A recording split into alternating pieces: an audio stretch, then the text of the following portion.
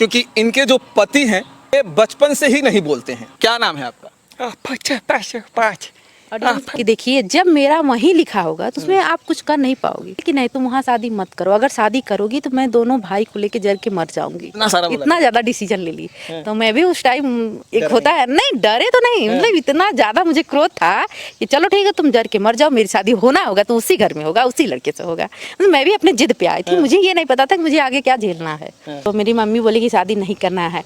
हम कहे नहीं हम शादी करेंगे, मतलब हम बोल दिए हम शादी करेंगे। मेरी मम्मी उसी आंगन में घिरा घिरा के मुझे मारी, बोली नहीं शादी नहीं करना है। मेरे मामा वहाँ भी बोले नहीं करना। हम क्या अब तो और करेंगे, अब कुछ भी कर लो, मैं करूँगी शादी वहीं पे करूँगी। इनका हम भाषा नहीं समझते थे, इनसे झगड़ा हो जाता था, मारपीट हो जाता था। फिर मतलब आठ प्रदार में एक दो लोग ऐसे थे, बोलते थे अरे लड़की बम्बई का पढ़ा लिखा हो, लड़की थोड़ो टिकी लड़किया के साथ है। मतलब मेरी ननद से भी बोलते थे कि अरे तार भौजिया ना टिकी, बहुत बहुत शहरी बात है। मतलब यहाँ से लोग बोलते थे उल्टा सीधा। तो रक्षाबंधन का दिन था तो हम अपने पिताजी को फ़ोन किए कि आप बम्बई से आ जाओ, मेरे यहाँ इस तरह से कंडीशन हो गया है, लेकिन हम आएंगे उसी शर्त पे कि मेरे मायके में कोई जाने ना। क्योंकि मेरी मम्मी मुझे उस आंगन में यही वचन दी थी कि तुमको दुख पड़े या सुख पड़े मेरे यहाँ मत आना। देखिए मेरी ज़िंदगी तो बर्बाद हुई है। अगर हम ये सोचिए कि जा रहे हैं दूसरी शादी कर लेंगे तो ये असंभव है। मैं खुद बर्बाद करूँगी आप लोग को, मतलब इतना बोल दी थी मैं कि मैं खुद बर्बाद करूंगी, मैं अपनी दूसरी शादी नहीं करूंगी। क्योंकि उस आंगन में खड़ी होकर माँ का मार खाई, मामा लोग का मार खाई, हम किस तरह से शादी की। तो मेरी माँ यही बोली थी कि तुम शादी कर लो लेकिन मेरे यहाँ आना मत, दुख सुख पड़ेगा। तो हम आज तक जब गए नहीं तो मुझे अगर इस तरह से कोई निकाल देता तो हम मानते। दोस्तों मेरी उपस्थिति इस समय जौनपुर में है। जौनपुर में एक वीडियो बहुत तेज़ी से वायरल हो रहा है। मेरे सामने जो कपल्स हैं इनका वीडियो बहुत तेज़ी से लोग देख रहे हैं और इन्हें बहुत सराहना भी कर रहे हैं। सराहना इसलिए हो रहा है क्योंकि इनके जो पति हैं ये बचपन से ही नहीं बोलते हैं। इन्होंने इनसे शादी किया, लेकिन इस शादी में भी होने में इनके परिवार वाले, इनके रिश्तेदार वालों ने, इनकी ही माता और इनके परिवार, इनके रिश्तेदार के तमाम लोग इनसे शादी करने से मना कर रहे थे, फिर भी इन्होंने शादी किया। ये ग्रेजुएट हैं, मुंबई से पढ़ी लिख कर आती हैं और उसके बाद जो है इन्होंने डिसीजन लेती हैं कि एक ऐसे लड़के से शादी करने का जो बोल नहीं सकता है। और इसी बात को लेकर इनकी मम्मी, इनके भाई, इनके रिश्तेदार नाराज़ थे क्योंकि वो लड़का जो बोल नहीं सकता है और उस लड़की से शादी करे जो कहा जाए कि ऐसी भी नहीं थी कि खूबसूरत नहीं थी, खूबसूरत लड़की, उम्र 18 साल, तमाम वो चीज़ें इनके साथ में था, लेकिन उसके बावजूद भी इन्होंने पति चुना, वो पति चुना जो बोल नहीं सकता। पहले तो चैनल में स्वागत है आपका, और कैसे हैं आप? हम बहुत बढ़िया हैं। आपको जितने भी आपके चैनल में दर्शक देखते हैं उनको तहे दिल से प्रणाम है। क्या नाम है पहले बताइए? मेरा नाम है दीपिका सिंह जी। अच्छा ये बताइए कि क्या जो कहा जा रहा है आपके पति के बारे में, ये सही है कि आपके पति नहीं बोल पाते हैं? हाँ नहीं बोल पाते हैं। आप अभी भी इंटरव्यू ले रहे हैं मेरे सामने, देख लीजिए, बात करिए तो सही मतलब दिखाई दे देगा, ऑडियंस भी जानेगा कि सही है कि गलत। चलिए पूछते हैं, क्या नाम है आपका? पाँच ऑडियंस को नमस्ते बोल रहे हैं। ये क्या कह रहे हैं? ऑडियंस को नमस्ते बोले। ये देखिए इनके पति आप लोगों को नमस्ते बोल रहे हैं। और नाम क्या है? नाम तो नाम विभांशु बता रहे हैं। मेरा नाम विभांशु है। अच्छा कितने बच्चे हैं आपको? बच्चे कितने हैं? इशारा करके बता रहे हैं। हम लड़के का नाम बता रहे हैं, लड़की का। एक बच्ची है, एक अंशुमान है। अच्छा ये बताइए कि आपके जैसा बताया जा रहा है कि ये शादी में आपकी मम्मी नाराज थी, आपके परिवार नाराज था, आपके तमाम रिश्तेदार भी नाराज थे, क्या सच्चाई है? नाराज इसलिए थे कि लड़का नहीं बोलता था। तो मम्मी बोली कि क्या हम गरीब तो है नहीं कि अपने लड़की को किसी गड्ढे में ढकेल दें। मतलब मम्मी का भी उच्च विचार था, ऐसा नहीं था कि मतलब हम इस मतलब फैमिली से हो कि अब मेरी लड़की बिना बोलते लड़के से शादी करे, वो भी मुंबई में पढ़ी हो, अच्छी खासी खूबसूरत लड़की हो। मेरी मम्मी बार बार बोलती थी कि क्या कमी है मेरी में, क्या कमी है जो तुम मतलब इस तरह से लड़का चुन ली। तो लड़का चुन नहीं लिए, बस भगवान हमको ईश्वर दिए हैं, ईश्वर का दिया ही सब कुछ है। ये बस कहने के लिए है कि वो है, कुछ भी नहीं है। भगवान दिए हैं तभी तो हम न पाए। अब ये कोई कह रहा है कि तुम इतनी अच्छी हो कि कैसे, अरे भाई ठीक है, भगवान हमको दे रहा है, ईश्वर जो देगा उसको लेना है। तो मेरी मम्मी बहुत नाराज़ थी मुझसे, थोड़ा बहुत नहीं बहुत नाराज़ थी। मतलब अब आपको बता रहे हैं अपनी स्टोरी कि शादी तो मान लीजिए मेरे यहाँ से पहले फॉलो हुआ लड़के वाले की तरफ से। बुआ से बोली कि मतलब तुम्हारी भतीजी से मेरे लड़के का शादी, मतलब जो मेरे ससुर जी हैं। तो बुआ मेरी बोली कि वो असंभव है कि लड़का नहीं बोलता है तो कैसे लड़की से शादी होगा। तो पापा बोले कि क्यों, मेरे घर कोई कमी नहीं है, लड़का एक ही भाई है, 3 लड़की है, शादी होगी, सब कुछ आप लोग जान रही हो। इसी गांव में मेरी 2 बुआ हैं। अच्छा। तो मेरी जो बड़ी वाली बुआ है उन्हीं के यहाँ हम रहते थे। तो बोले कि सब कुछ आप लोग देख रही हो, जान रही हो, तो शादी करने में क्या दिक्कत है। तो बोले अरे लड़का ही नहीं बोलता है तो असंभव है, क्योंकि मेरी लड़की बोलती है, पढ़ी लिखी है, अच्छी खासी है, मतलब सब कुछ मेरी बुआ बोली। लेकिन यहाँ से जो मेरे ससुर जी थे वो बोले कि नहीं मेरे लड़के में कोई कमी नहीं, बस बोल नहीं पाता। तो हमके जब बोल ही नहीं पाता है तो कमी नहीं है। सबसे बड़ी कमी तो यही है ना। एक लड़की के जीवन में अगर लड़का नहीं बोल पा रहा है तो मान लीजिए उसके धन हो या दौलत या कोई भी चीज हो, मायने नहीं रखता है जी। आज भी हम कहते हैं कि कोई इस तरह से लड़का है, लड़की भी ना बोले तभी शादी करिए।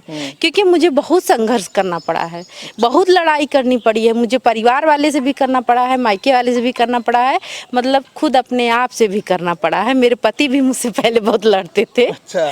तो इसीलिए मतलब मैं समझ नहीं पाती थी कि इनका क्या भाषा है। तो इसीलिए कहते हैं कि संघर्ष तो हम बहुत किए हैं, काफ़ी संघर्ष किया है, जो आपको हम बताते हैं आपकी वीडियो में।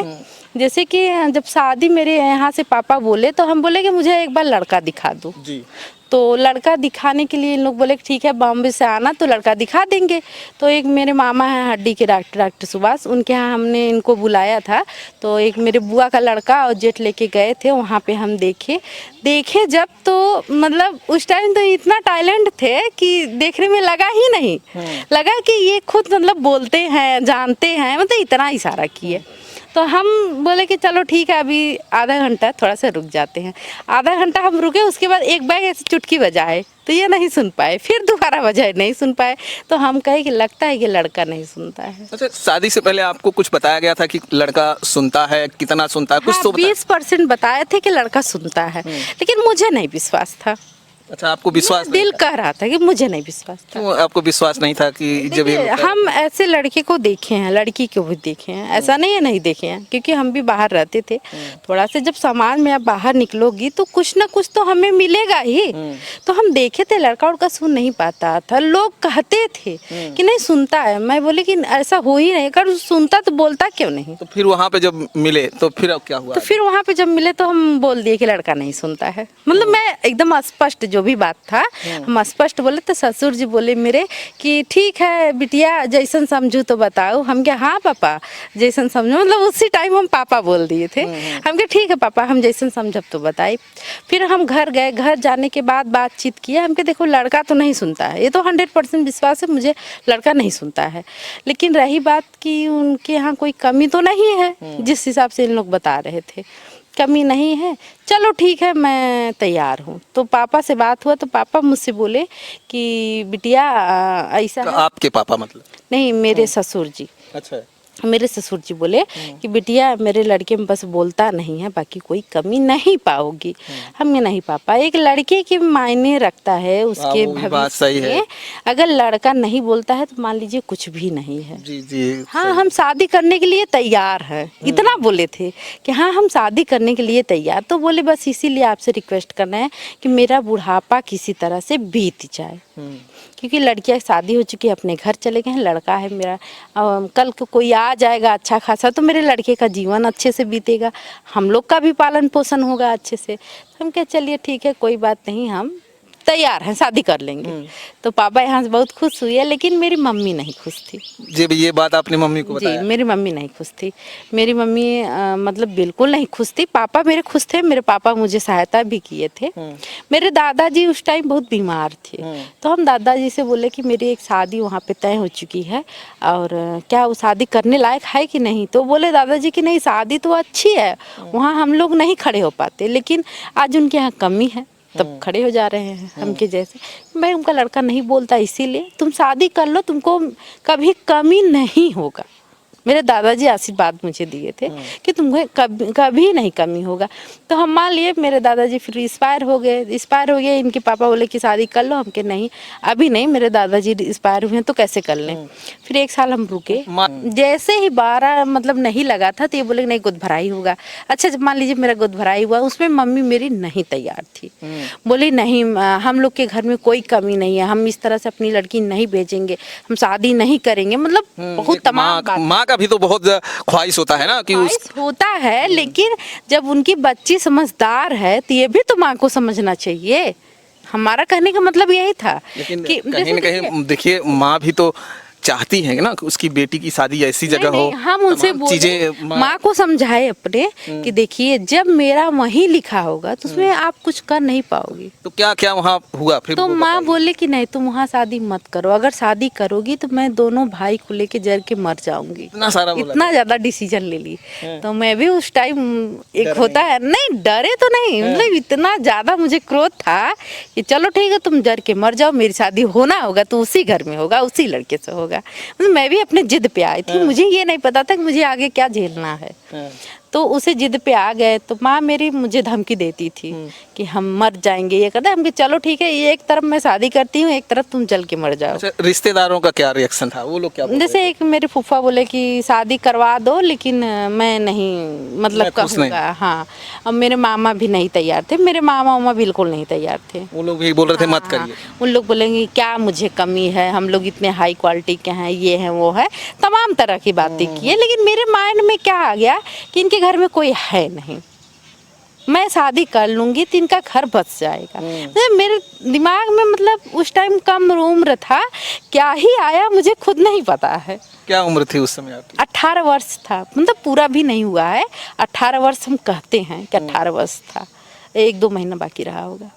कौन सी क्लास में तब पढ़ रही थी आप? अभी मेरा तो हाई स्कूल था उस समय। फिर शादी? मैं शादी करके आई हूँ, उसके 7-8 दिन बाद जाके एग्जाम दी। शादी कैसे होती? बारात घर पे आती है कैसे होती? नहीं हाँ, वो मैहर देवी मंदिर है जौनपुर में, यहाँ से तो बारात गया था, यहाँ से बहुत अच्छी खासी, मतलब अभी मेरे पास रिकॉर्डिंग है, वीडियो है, सब कुछ है, वहाँ से भी सब कुछ आया था, लेकिन मंदिर में हुआ था। माँ जी उस शादी में आई कि नहीं आई? माँ जी मेरी आई शादी में, ऐसा नहीं है, क्योंकि मेरे पापा के कहने के हिसाब से वो आई। बात ये था कि उनका मतलब ये कि मेरी लड़की इतनी अच्छी खासी अच्छे घर से ये कैसे शादी कर रही है, इसका तो भविष्य खराब हो जाएगा। लेकिन उस टाइम मैं जो भी निर्णय ली थी सही ली थी, आज भी बता रही हूँ। क्योंकि देखिए अगर मेरा पति खाने पीने वाला मिल जाता, गरीब मिल जाता, कुछ मतलब कई तरह से समस्या आती, वो सब नहीं हुआ। बहुत लोग कहते थे कि लड़का नहीं बोलता है, लड़का भी होगा तो बोलेगा नहीं, लेकिन कुदरत ऐसे नहीं की है, मेरे साथ भी मतलब भगवान अच्छा कुछ किए हैं। अच्छा, फिर मेरी माँ बोली कि शादी तो नहीं करना है। मेरे मामा आए, 5 मामा थे, एक मामा एक्सपायर हो गए, 4 मामा आए। तो मेरे घर में से पुराने पहले का बकरी है, तो उसी आंगन में सबको बुलाए, मेरे मौसा वौसा आए, मतलब वहाँ पंचायत जुटा कि शादी नहीं करना है। शादी से पहले ही? हाँ, शादी से 1 हफ्ता पहले। तो मेरी मम्मी बोली कि शादी नहीं करना है, हम कहे नहीं हम शादी करेंगे, मतलब हम बोल दिए हम शादी करेंगे। मेरी मम्मी उसी आंगन में घिरा के मुझे मारी, बोली नहीं शादी नहीं करना है। मेरे मामा वहाँ भी बोले नहीं करना, हम क्या अब तो और करेंगे, अब कुछ भी कर लो, मैं करूँगी शादी, वहीं पे करूँगी। फिर शादी का डेट रखा गया, मेरे पिताजी मुझसे मतलब खुश थे, वो बोले चलो कोई बात नहीं है, जब आप सोच रही हो कह रही हो तो हम करेंगे, मेरी लड़की जिसमें खुशी है वही करेंगे। तो मेरे पिताजी बहुत अच्छे थे, बहुत अच्छे थे। तो वो बोले कि चलो ठीक है, शादी का डेट पड़ गया, शादी हो गया। मतलब मेरी मम्मी भी आई शादी में, लेकिन खुश नहीं थी। अच्छा, शादी में आकर भी खुश नहीं दिखी? खुश नहीं दिखी, हाँ खुश नहीं तो दिखी। फिर आने के बाद आप जब ससुराल आ जाती हैं तो एक लड़का बोल नहीं रहा था, तो क्या क्या उस समय तकलीफें हो रही थी? उस टाइम तो मुझे बहुत तकलीफें। क्या हो रही थी जरा बोल। उस टाइम जैसे सास ससुर को बहुत लोग कहते थे सीधा है, ये है, सीधा थे, लेकिन कोई जितना चढ़ा देता था उसी में पागल हो जाते थे सास ससुर। मतलब जो भी कुछ बोल देते थे अनाप शनाप, फिर इनका हम भाषा नहीं समझते थे, इनसे झगड़ा हो जाता था, मारपीट हो जाता था। फिर मतलब आड़दार पर्दार में 1-2 लोग ऐसे थे, बोलते थे अरे लड़की बम्बई का पढ़ा लिखा हो लड़की थोड़ो टिकी है लड़किया के साथ है। मतलब मेरे ननद से भी बोलते थे कि अरे तार भौजिया ना टिकी बहुत बहुत शहरी बाट है। मतलब क्या क्या मेरे साथ हुआ कुछ मतलब हम क्या ही बताएं आपको। कष्ट तो इतना ज़्यादा किए कि पूछिए मत। लेकिन लास्ट वक्त जब मेरे लड़का मुझे हुआ तो मेरे पिताजी बहुत खुश हुए। आज वो इस दुनिया में नहीं है कि मुझे बहुत सहायता की थी, बहुत सहायता की थे। मतलब हम सोचते हैं कि एक पिता हो तो माँ का और पिता का दोनों दर्जा मुझे दिए थे। मेरा लड़का हुआ उसी से थोड़ा जरिया बदला। बदला कैसे कि लोग को लगा कि लड़का हो गया अब तो ये रहेगी। अच्छा, आपकी शादी कौन से सन में हुई थी, जरा वो बताइए। 2012 25 फरवरी 2012 में आपकी शादी हो गई थी। अभी आपको कितने बच्चे हैं? 2 बच्चे हैं, एक लड़का एक लड़की। आपको दिखाए भी, आप तो देखे हैं वीडियो में, भले नहीं लाए हैं लेकिन आप सामने से तो देखे हैं ना। कितना, और बेटा बड़ा है या बेटी? हाँ, बेटा बड़ा है। कितने साल का बेटा है? वो उसका 12वां चल रहा है, बेटी का 11वां चल रहा है। अब आपने फैसला ले लिया, तमाम लोग ये भी बोल रहे होंगे कि ये जो फैसला आपने लिया, कुछ लोग बोलते होंगे कि ससुराल में भी या तो मैके जब आप जाती होंगी उस समय जब गई होंगी तो सखी सहेलियां तमाम जो होती हैं वो लोगों को वो क्या बोल रही थी आप? हम मायके जाते ही नहीं हैं। शादी के बाद कितनी बार गए? जाते शादी के बाद जब बताए आपसे कि मेरा यहाँ आने के बाद अनबन हुआ, मुझे तकलीफ हुआ, तो हम 3 महीने के लिए किसी तरह से गए थे। मतलब इस तरह से गए कि यहाँ से लोग बोलते थे उल्टा सीधा। तो रक्षाबंधन का दिन था तो हम अपने पिताजी को फ़ोन किए कि आप बम्बई से आ जाओ, मेरे यहाँ इस तरह से कंडीशन हो गया है, लेकिन हम आएंगे उसी शर्त पे कि मेरे मायके में कोई जाने ना। क्योंकि मेरी मम्मी मुझे उस आंगन में यही वचन दी थी कि तुमको दुख पड़े या सुख पड़े मेरे यहाँ मत आना। मैं उसी वचन को निभाई हूँ आज तक। मैं दुख भी नहीं बताई हूँ, सुख भी नहीं बताई हूँ। लोग कहते हैं कि माँ को लड़कियां जो है सब चीज़ें बता देती हैं जो आप ससुराल में उनके ऊपर बीतता है। नहीं, माँ ही एक ऐसी दोस्त होती है जिसको लड़की शेयर करती है। हाँ, लेकिन मेरे पापा दोस्त थे। आज उस दुनिया में नहीं है मेरे पापा, लेकिन मेरे पापा मेरे लिए बहुत कुछ किए थे। मतलब हर समय मेरे पापा मुझसे बात करते थे कि मेरी लड़की होपलेस ना हो, मेरी लड़की डिप्रेशन में ना जाए। मतलब क्या बताए, एक माँ तो उतना अच्छा दर्जा नहीं दी थी, लेकिन मेरे पिता बहुत अच्छे थे। मतलब वो खबर लिया करते थे, बीच बीच में आया करते थे, देखने के लिए आते होंगे। हाँ, आते थे। ऐसे 1 घंटे बाद 2 घंटे बाद फ़ोन करते थे कि तुमको कुछ हुआ तो नहीं है, तुम ठीक रहो। मतलब इस तरह से पिताजी मेरे कहते थे कि हम क्या बताएं। क्यों रो रही हैं आप? भगवान को बहुत जल्दी ले लिए मेरे पिताजी को, लेकिन मेरा वो बहुत सहायता करते थे। हम मानते हैं कि माँ तो नहीं तैयार थी, लेकिन पिताजी मेरे बहुत अच्छे थे। क्या उम्र थी जब आपने शादी के डिसीजन लिया था? 18 वर्ष। और इस समय क्या उम्र है आपकी? 32। और आपके पति जी की उम्र क्या थी? उस टाइम भी इनका 30 रहा होगा, उससे तो कम नहीं रहा। इस समय कितनी उम्र है इनकी? इस टाइम तो 36 वर्ष के हैं। तो फिर 30 साल कैसे हो गया? आपकी उम्र 18 थी, इसमें 32 है, तो 4 साल का फर्क था। तो वही 18 4 22 साल के आसपास। नहीं, मेरा तो उम्र कम ही था, क्योंकि हम उस टाइम हाई स्कूल का पेपर दिए थे। इनका उम्र, इनका सन मुझे तो नहीं पता है, लेकिन उस टाइम इनका वर्ष मुझसे ज़्यादा था। ये पढ़ाई वगैरह किए हैं? 8 तक पढ़े। तो लिख लेते हैं? हाँ, लिख लेते हैं, लेकिन जैसे हम समझते हैं तभी लिख पाते हैं, वैसे नहीं लिख पाते। बातें कैसे आप लोग करते हैं? क्योंकि पहले तो बड़ा नहीं मुश्किल समझते होता है। लोग जो है, लोगों जब कोई बात नहीं बोल नहीं पाता है तो उससे बात करना, उनकी बातों को समझना मुश्किल होता है। तो आप अब बिल्कुल हर चीज़ें समझ जाती हैं? हाँ, अब समझ जाते, पहले नहीं समझते। पहले तो बहुत लड़ाई होती थी, बहुत लड़ाई होती थी। मेरे घर में 2-2 3-3 दिन खाना कोई नहीं खाता था, इतना ज़्यादा लड़ाई तो होता उस समय पछता रही होंगी शादी करके, कहीं हम फंस गए। तभी तो हम बोल रहे हैं आपकी वीडियो में कि अगर लड़का लड़की ना बोले तभी शादी होना चाहिए, उस तरह नहीं। क्योंकि मैं बहुत कठिनाई झेली हूँ, बहुत कठिनाई झेली हूँ। शायद हम पूरा बोल नहीं पा रहे हैं आपकी वीडियो में कि मैं इतना कष्ट, इतना संघर्ष की हूँ परिवार के लिए कि ठीक है, आज मेरा सब कुछ ठीक हो गया है, मैं उस लायक हो गई हूँ, लेकिन जो कष्ट मैं झेली हूँ शायद कोई नहीं झेल पाएगा। क्या कष्ट, कुछ बताएंगे? कष्ट यही था कि मतलब उस टाइम बहुत अच्छे अच्छे कह के परिवार वाले शादी कर लिए, बाद में मुझे टॉर्चर करने लगे। मेरे एक पापा एक लोग को रखे थे वो भी मुझे टॉर्चर करने लगे कि अरे लड़की ऐसी है वैसी है, पढ़ी लिखी है, रहेगी नहीं, मतलब तमाम तरह की बातें करते थे। बोलते थे कि लड़का मेरा नहीं बोल पाता है, हो सकते है लड़की गहना जेवर पैसा लेके भाग जाए, मतलब कितना तरह का। हम बता तो रहे हैं कि आपकी वीडियो में ये भी बताए हैं कि हम बस ये पहली बार 3 महीना रहे हैं। मेरे यहाँ अनबन हुआ, वही पिताजी मेरे आए, हम बुला के उनको रक्षाबंधन के दिन गए, बोले किसी से आप कहना मत कि हम मेरे घर कुछ हुआ है। हम 3 महीने के लिए गए थे, तीज पड़ा, उसी तीज में ससुर जी मेरे, हम फ़ोन नहीं करते थे, बिल्कुल नहीं करते। मेरा पति बोलता नहीं तो फ़ोन किसको करेंगे। मैं भी बहुत तगड़ी थी कि ज़्यादा हम किसी से लिपिर चिपिर वाला काम नहीं करते थे, हम बिल्कुल फ़ोन सोन बंद कर दिए थे। हम कहे चलो जो होगा देखा जाएगा। हाँ, फिर उसके बाद एक मेरे फूफा है तो उनको लेके गए, तो तीज का टाइम था। एक मुझे तो आपको बच्चा हुआ था कि नहीं? नहीं, उस टाइम नहीं हुआ था, उस टाइम तो नहीं हुआ था। तब ये लोग भी डर गए होंगे कि शायद अब जा रही है, गई है तो ना आए। हाँ नहीं, लोग डरे नहीं थे, लोग चढ़ाई में चढ़े थे कि छोड़ देंगे तो कोई बात नहीं है। अच्छा। लेकिन हम धमकी दिए थे कि देखिए मेरी जिंदगी तो बर्बाद हुई है, अगर हम ये सोचिए कि जा रहे हैं दूसरी शादी कर लेंगे तो ये असंभव है, मैं खुद बर्बाद करूँगी आप लोग को, मतलब इतना बोल दी थी मैं कि मैं खुद बर्बाद करूंगी, मैं अपनी दूसरी शादी नहीं करूंगी। क्योंकि उस आंगन में खड़ी होकर माँ का मार खाई, मामा लोग का मार खाई, हम किस तरह से शादी किए थे। मेरी माँ यही बोली थी कि तुम शादी कर लो लेकिन मेरे यहाँ आना मत, दुख सुख पड़ेगा। तो हम आज तक जब गए नहीं, तो मुझे अगर इस तरह से कोई निकाल देता तो हम मानते। हम इतना ससुर जी से बोले थे, ससुर जी एकदम डर गए थे, बोले नहीं भाई हम नहीं छोड़ेंगे। तो वही तीज के टाइम ये गए ससुर जी मेरे, 5,000 रुपया, मुझे 3 ठो साड़ी, बैग वैग सब लेके गए।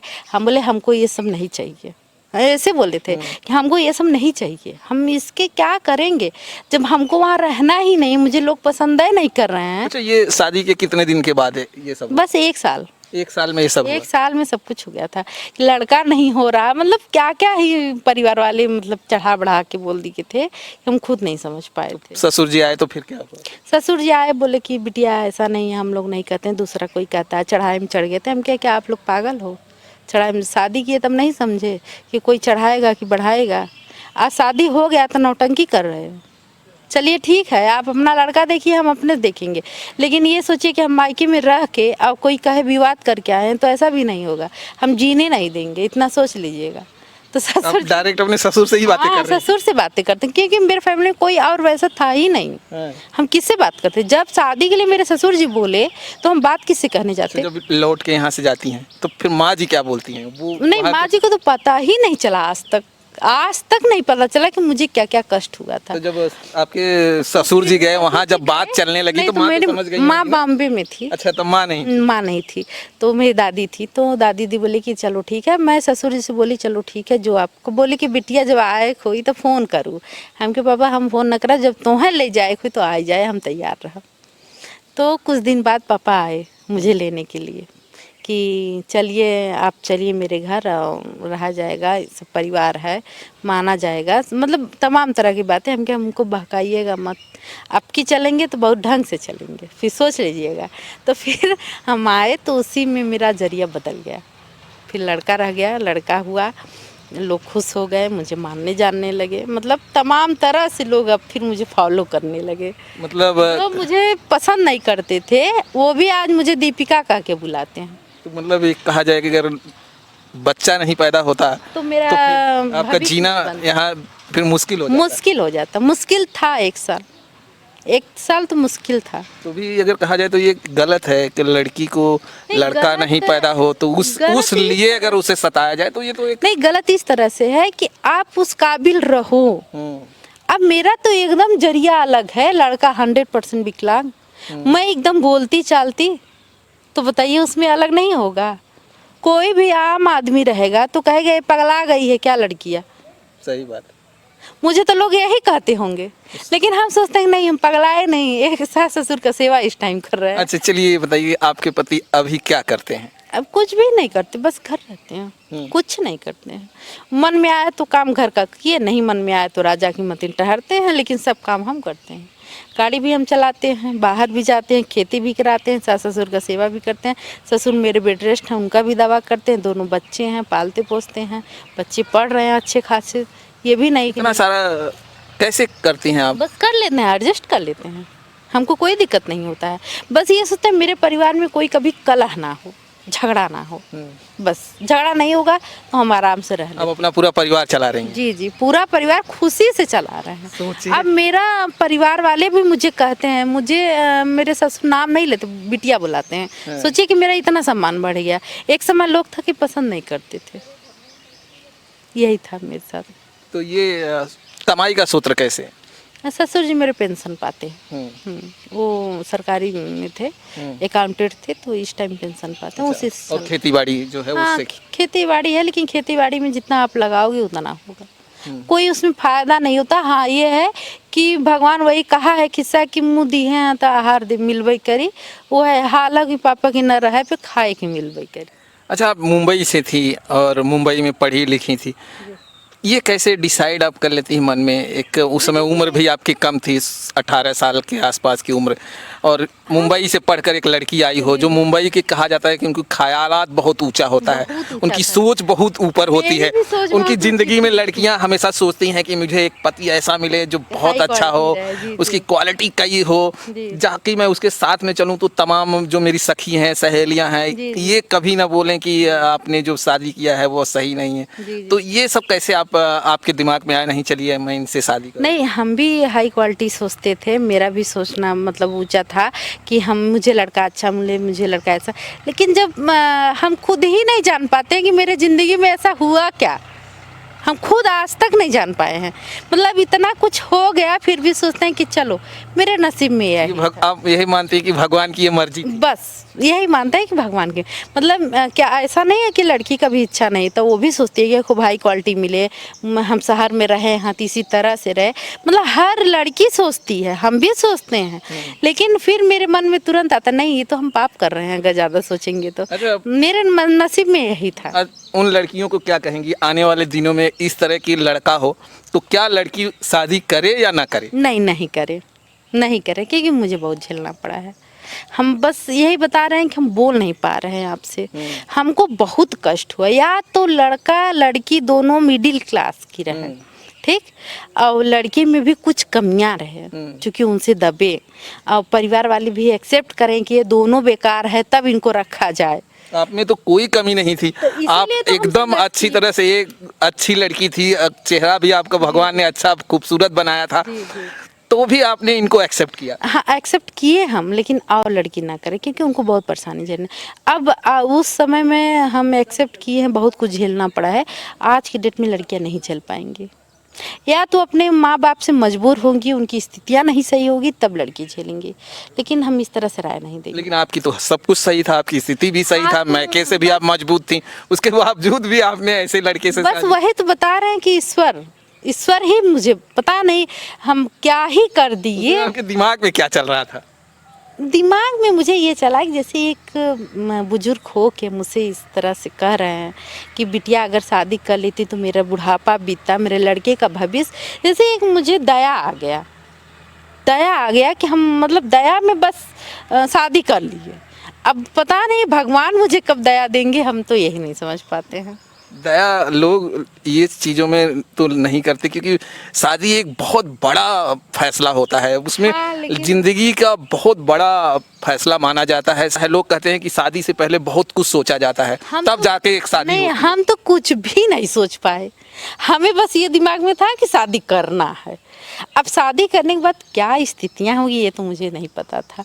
इतना तक कि जब हम आए दुल्हन उतरे तो मेरी एक ननद थी, ऐसे मुँह ढक दी, ठीक, हम हैं क्यों मेरा मुंह ढक रही हो, हम नहीं देखेंगे क्या सबको, मतलब इस तरह का दिमाग था। हम तो यहाँ बचपन से आए हैं, सबको देखे हैं, काहे के लिए मुंह मेरा ढक रही हो। मतलब हम क्या ही बता, मतलब किस तरह से थे, किस तरह से मेरी एक नसीब होता है कि एक जरिया होता है, कैसे बदल गया हम खुद नहीं जानते हैं। बस यही सब बातें सोचते हुए कहते हैं कि भगवान सब कुछ करवाते हैं। अब इस समय दीपिका अपनी लाइफ से बहुत संतुष्ट हैं कि हम कभी कभी देखते, मेरे गांव में भी देखते हैं, लोग परेशान हैं, किसी का कुछ है, किसी का कुछ है, मतलब और तरह से देखते हैं, मोबाइल पे देखते हैं कि कोई भाई पी रहा है, कोई किसी घर में खाने के लिए नहीं, कोई भाग रहा है, कोई दूसरी अच्छी खासी हो कि दूसरी शादी कर ले रहा, तो भाई इस सब से तो हम संतुष्ट हैं, मेरे पति भी संतुष्ट हैं, हम भी संतुष्ट। यहाँ तो अब सोशल मीडिया पे कनेक्टेड हैं, आप जान ही रही हैं कितना सारा इसमें हर केस हुआ तरह से देख कि रहे हैं। कि जो है अच्छे खासे पति को भी अपने दूसरे प्रेमियों के जी, चक्कर में अब देखिए बहुत सारी चीजें प्रेमियों कर को रहे हैं। देखिए, मेरा तो ये ख्याल है कि हम इनको छोड़ के कहीं नहीं जाएंगे, क्योंकि हम प्रण लिए थे, समाज में मेरा नाम हुआ कि मेरी मम्मी भी बोली कि तुमको दुख पड़े या सुख पड़े मायके नहीं आना है। एक ज्योति मौर्य एसडीएम करके थी, जी। उनके हस्बैंड पढ़ाए, तो हम सोचते थे क्या आज मेरे हस्बैंड पढ़ाए होते, तो हम ऐसा नहीं करते, इस तरह से तो नहीं करते। आपका ड्रीम क्या था, क्या बनना चाहती थी जब बचपन में? LLB, मेरा वकील बनने का बहुत शौक था, बहुत शौक था। हम ससुर जी से बोले भी थे कि पापा मुझे LLB करवा दीजिए, बोले कि LLB करवाए तो हम ही के फंसाई दे। हम कहता क्या नहीं बेटिए, तू जहाँ तक पढ़ा लिखा लो बहुत है, हम ही इतने संतुष्ट है, इससे ज़्यादा ना। मतलब आप बचपन में यही सोच के रखी थी वकालत करूंगी? हाँ हाँ, मेरा मतलब दिमाग ही क्या था, हम हमने तो ग्रेजुएशन भी कंप्लीट कर लिया, उसके बावजूद नहीं, पिताजी नहीं करने दिए, नहीं कर। अब ये जान लीजिए शादी हुआ तो हाई स्कूल का हम पेपर दिए, इंटर यहीं से किए, फिर ग्रेजुएशन भी मतलब शादी के 4 साल बाद किए, लेकिन किए यहीं से, वो भी सीरीज पढ़ हम स्कूल नहीं गए हैं। मतलब आपकी संघर्ष की कहानी कहा जाए तो बहुत है, बहुत है, वो उंगलियों से गिनी नहीं जा सकती। गिनी नहीं जाती, लेकिन कभी कभी हम सोचते हैं कि देखिए समय कैसा होता है, चक्र तो ऐसा मुझे बदल दिया कि हम खुद अपने आप से नहीं सोचे थे। बस सोचते हैं कभी कभी ऑडियंस भी मुझे प्यार देगा। कभी आपको मायके से प्यार, एक समय आया कि माँ आपको नहीं चाह रही थी, एक समय आपको ससुराल से नहीं, लेकिन आज वही स्थिति है कि आप दोनों जगह से, दोनों तरफ से चार है, दोनों तरफ से मुझे भगवान मानते हैं। मेरी माँ भी मेरे यहाँ आती है, ऐसा नहीं है कि नहीं आई है, मेरे यहाँ आई है, मुझसे मिली है, डेली फ़ोन करते हैं, सब कुछ मेरा सब कुछ एडजस्ट हो गया, लेकिन फिर भी मैं माँ से अपनी दुख नहीं बताती हूँ, आज भी नहीं बताती हूँ। हम बीमार रहते हैं, किसी दूसरे के थ्रू सुनती हैं कि वो बीमार है, लेकिन हम अपने ज़बान से नहीं कहते हैं, पता नहीं कसम खा लिया आप? मेरे मन से निकलता भी नहीं है। मुझे ये लगता है कि जब पिताजी चले गए कौन है मेरा। और क्या एक्टिविटी आप कर रही हैं? बस हम यूट्यूब पे आए हैं, सोशल मीडिया पे काम कर रहे हैं? सोशल मीडिया पे आए हैं, तो लेकिन सोशल मीडिया पे आने का क्या उद्देश्य था आपका? उद्देश्य यही था कि आज ससुर जी हैं, मेरा सब कुछ अच्छा चल रहा है, मेरे 2 बच्चे हैं।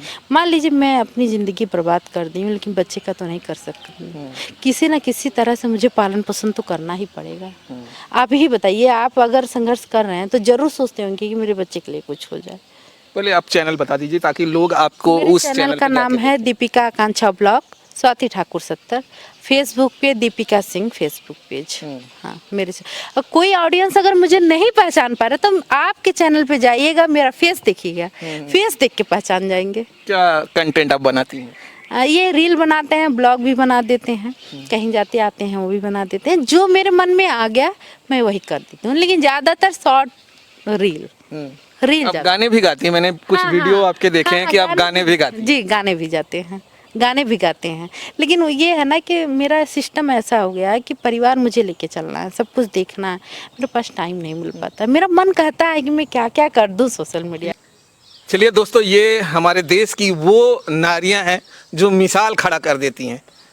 अब कुछ नारियां तो आपने सोशल मीडिया पे देखा है जिन्होंने इस तरह से कदम उठाया है जिससे देश का नाम थोड़ा सा गंदा हुआ है, लेकिन कहा जाए तो हमारे हिंदू धर्म की ऐसी ऐसी नारी हैं जिन्होंने इतिहास रचा है। आपने तमाम इतिहासों में देखा होगा कि हमारे हिंदुस्तान की नारी अगर एक बार शादी हो जाए तो उस पति को भगवान मान लेती हैं, देवता मानती हैं और देवते को मानकर पूजती हैं, और शायद इन्होंने भी अपने पति को उसी तरह से भगवान मान लिया और उन्हें पूजा करती हैं। यही वजह है कि आज भारत का नाम पूरे विश्व में है। जब भारत का नाम बाहर लिया जाता है, अगर विदेशों में लिया जाता है, तो वो दांतों तले उंगली दबा लेते हैं कि भारत की नारियों में इतनी हिम्मत आती कहाँ से है, इस तरह का बोल्ड फैसला कहाँ से ले लेती हैं।